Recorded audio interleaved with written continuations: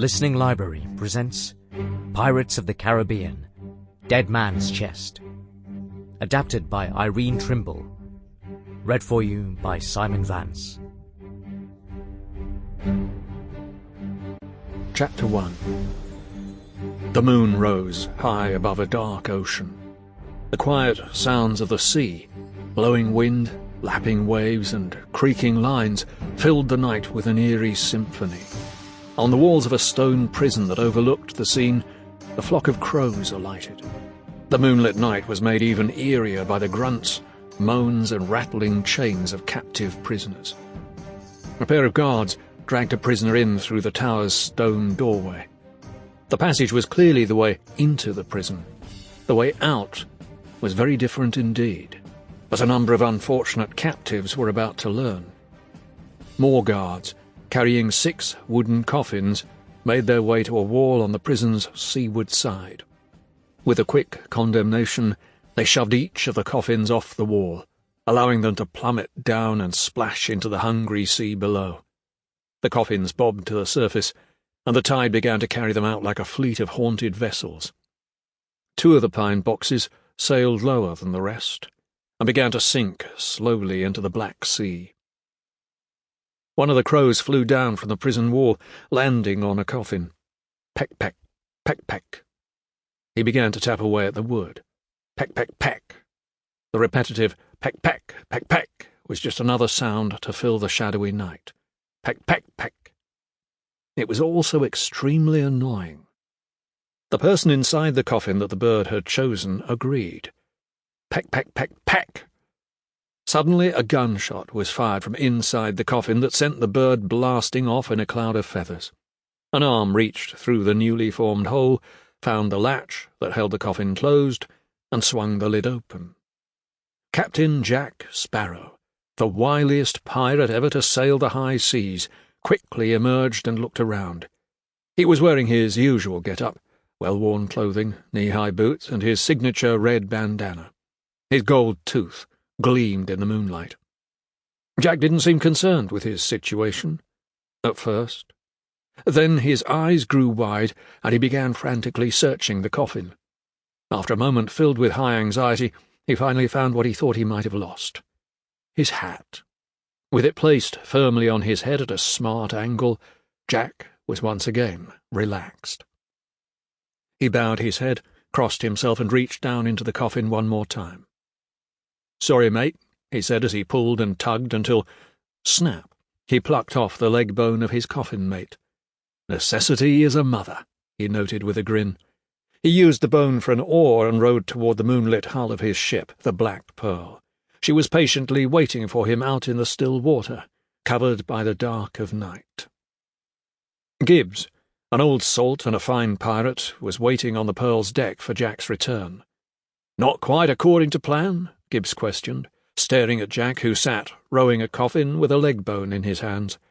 Gibbs helped his captain aboard. "Complications arose," Jack said, tossing the leg bone overboard. "But I've found if you ask right, there's always someone willing to give a leg up." Gibbs looked over the side of the ship at the one-legged skeleton. "Not in my experience," Gibbs said, shaking his head. "Can't go wrong expecting the worst from people." Jack sighed. "It probably does save time," he said as he walked away from Gibbs. As he moved along the boat, Jack took a rolled piece of cloth from his sleeve. He began to examine it very carefully. "Is that what you went in to find?" a toothless pirate named Leach asked anxiously. Every man on board was hungry for news of what treasure Jack had found. "Aye, but I haven't had time to properly assess the prize," Jack answered with a sly smile. He did not seem willing to share just yet. Suddenly, a small monkey swung out of the ship's rigging, landed in front of Jack, and screeched as if he were the devil himself. Jack screamed back as the monkey snatched the roll of cloth and took it up into the sails. Each time the monkey passed through a shaft of moonlight, it turned into a skeleton from head to tail, the result of a curse that had not been lifted. The monkey was the living dead. The horrible little beast's previous owner was the cursed Captain Barbossa, who had mutinied against Jack. Barbossa had named the monkey Jack as a way to add insult to injury. Jack hated the creature. He drew his pistol and aimed at the cursed monkey. Jack fired, but the gun only clicked. His shot had already been used on that blasted pecking crow. Jack grabbed a pistol from the belt of another pirate and fired again.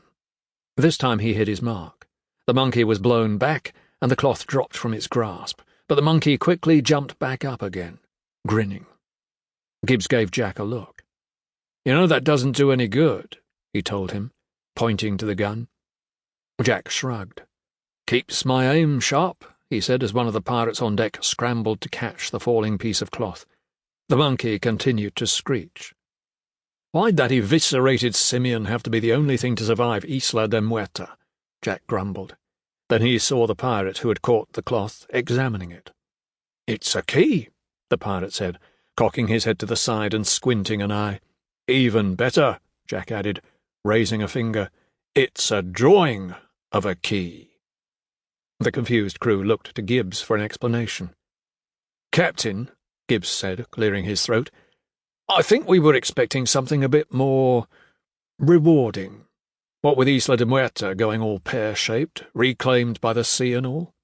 "Unfortunate turn of circumstance," Jack agreed, remembering the island where the crew had its most recent adventure, where Jack finally defeated Barbossa, and where he had reclaimed the Black Pearl. "And then spending months fighting to get the British Navy off our stern," Gibbs reminded him. "Inevitable outcome of La Vie de Boucanier," Jack replied with a wave of his hand. "We've been losing crew at every port, and it seems to us what's left that it's been a stretch since we've done even a speck of honest pirating," Gibbs continued. Jack turned to his crew. "Is that how you're feeling?" he asked. "That I'm not serving your interests as captain?" The crew shifted uncomfortably, and then suddenly a parrot squawked the only reply. "Abandon ship!" The parrot belonged to the mute pirate Cotton, and it spoke for him. Jack drew his pistol again. "What did the bird say?" "Cotton's parrot don't speak for a lot of us," Bleach told Jack quickly.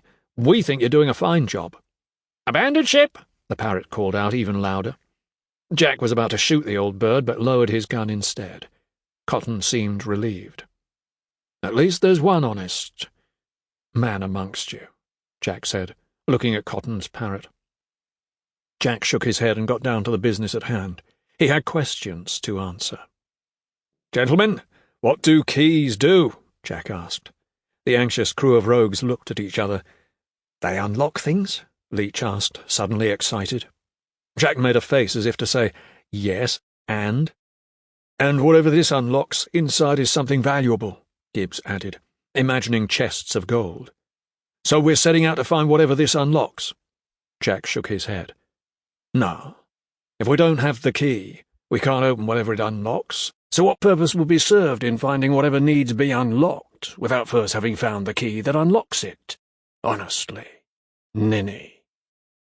The rowdy crew was very confused. They tried to follow along as best they could. "So we're going to find this key?" Gibbs asked. Jack looked into the crew members' black faces and sighed. "What good is a key if we have nothing for the key to unlock? Please," Jack pleaded, "try and keep up." "So do we have a heading?" another pirate asked. "Aye, a heading," Jack said. He turned away, took out his compass and flipped it open. It was the very same compass that had led him to Isla de Muerta and the caves of hidden treasure. But the readings on the compass seemed to make Jack a bit uneasy now. He snapped the compass shut and waved his arm. "Set sail in a general that-way direction," he finally said, waving his hand dismissively out toward the sea. "Captain?" Gibbs asked, confused. This was not typical Captain Jack Sparrow behaviour. "I'll plot our course later.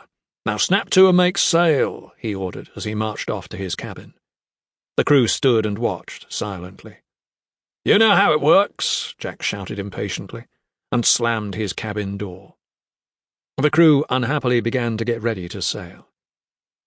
"Have you noticed lately the captain seems to be acting a bit strange?" a pirate whispered to Gibbs. "Aye," Gibbs answered. "Something's got him setting a course without knowing his own heading, and I thought there was neither man nor beast alive could make him do that."